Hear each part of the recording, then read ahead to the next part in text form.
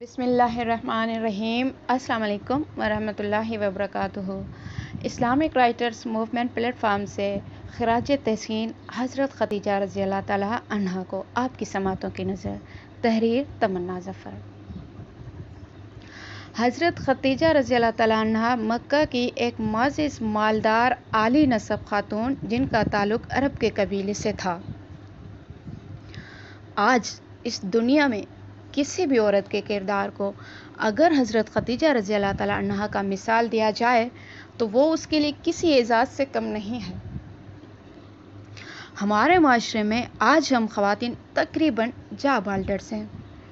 ہمیں یہ امید لگائے رکھ کر اپنے کردار پر غور کرتے ہوئے کام کریں کہ حضرت خدیجہ رضی اللہ تعالیٰ عنہا سیرت کے لحاظ سے طاہرہ کے لقب سے مشہور تھیں، تو اب ہمیں کوئی خدیجہ رضی اللہ تعالیٰ عنہ کے لقب سے یا ہمارے کردار کو خدیجہ رضی اللہ تعالیٰ عنہ کے مثال سے کوئی پہچانا جائے تو کیا ہی بات ہے۔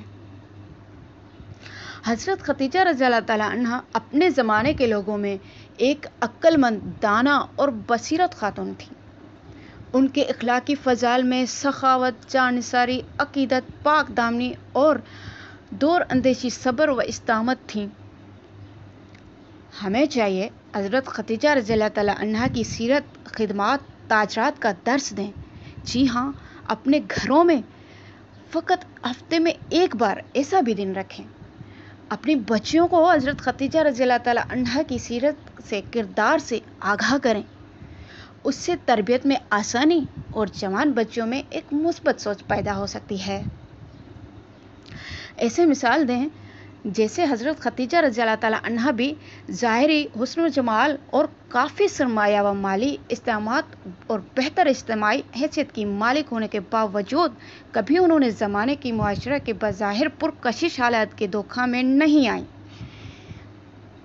سبحان اللہ۔ میرا مشاہدہ ہے کہ مائیں آج کل رسم زمانہ سے بچیوں کو آگاہ تو کر رہی ہیں مگر انسانی اور اخلاق کی رعایت کرنے سے غافل ہیں۔ لیکن اگر ہم بآسانی حضرت خدیجہ رضی اللہ تعالیٰ عنہ کی سیرت یا تاریخ سے متفق ہو کر بچیوں کے بلوغت والے دور میں ان کو حضرت خدیجہ رضی اللہ تعالیٰ عنہ کی زندگی کا درس دیتی رہیں تو بچیاں اپنی حیا کی حفاظت اور مثبت سوچ کے ساتھ وہ بھی باہمت، نیک سیرت ہونے کی خواہشمند ہو سکتی ہیں، کیونکہ ایک عورت کا کردار ہی ایک عورت کو بدل سکتا ہے۔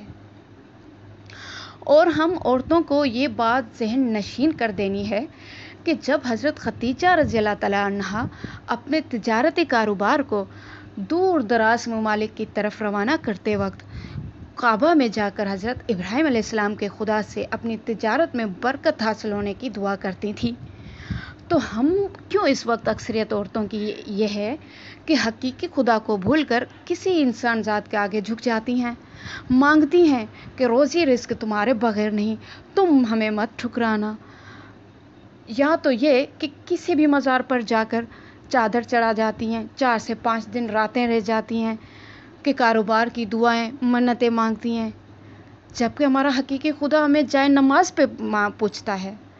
یا اگر کوئی عورت اس وقت تاجرہ ہے، معاشرے میں اس کو اللہ تعالیٰ نے اپنے فضل سے بہت نوازا ہے، تو اپنی کامیابی کو اپنا احسان مانتی ہیں، نہ کہ شکرانے نعمت سمجھتی ہیں۔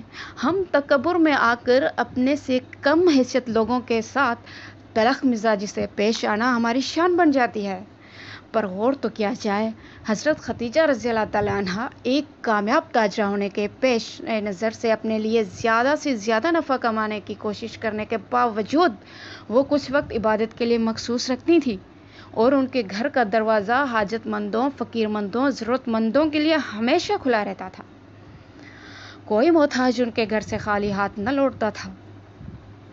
دور حال میں وہ عورتیں جو آزاد ماحول میں رہتی ہیں، اگر کسی بزرگ نے اتفاق سے کسی گھر میں عورتوں کا تجارت کرنا پسند نہ کیا تو فوراً جواب موصول ہوتا ہے، تجارت تو حضرت خدیجہ رضی اللہ تعالیٰ عنہ نے بھی کی تھی، ہم کیسے نہیں کر سکتی ہیں؟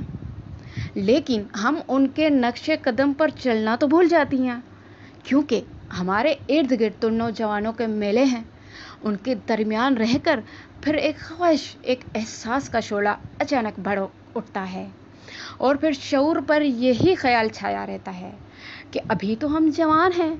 اس جملے میں جہاں کہیں طرح کے رد عمل ہوتے ہیں، وہاں یہ بھی ہوتا ہے کہ کچھ عورتیں نوجوان لڑکوں کو یا اپنے سے کم عمر مردوں کی طرف مائل ہوتی ہیں، نوجوانوں کی محفل کی زینت بننا پسند کرتی ہیں۔ میری ماؤں، بہنوں اور سہیلیوں سے خصوصی گزارش ہے کہ جب حضرت خدیجہ رضی اللہ تعالیٰ عنہا کی تجارت کا مثال دینا اپنا کلام بنا رکھا ہے ہم نے، تو وہاں ہمیں ان کی تجارت، کردار اور سیرت کا مطالعہ بھی لازم کرنا چاہیے، تاکہ ہم یہ جان سکیں جب تجارتی کاروبار میں حضرت خدیجہ رضی اللہ تعالیٰ عنہا نے آپ صلی اللہ علیہ وسلم کو شریک کیا اور کئی مرتبہ اپنا سامان دے کر بیرون ملک بھیجا، پھر آپ صلی اللہ علیہ وسلم کی تاجرانہ حکمت، دیانت، صداقت، محنت اور اعلیٰ سے بے شک متاثر ہوئیں، مگر اخلاق کے دائرے میں شادی کا پیغام آپ صلی اللہ علیہ وسلم تک بھجوایا، جس کو آپ صلی اللہ علیہ وسلم نے بڑوں کے مشورے سے قبول فرمایا۔ سبحان اللہ۔ آئیے آج کے نفسا نفسی دور میں اس حقیقت کو قبول کریں اور اس پر عمل کرنے کی کوشش کریں۔ بہت شکریہ۔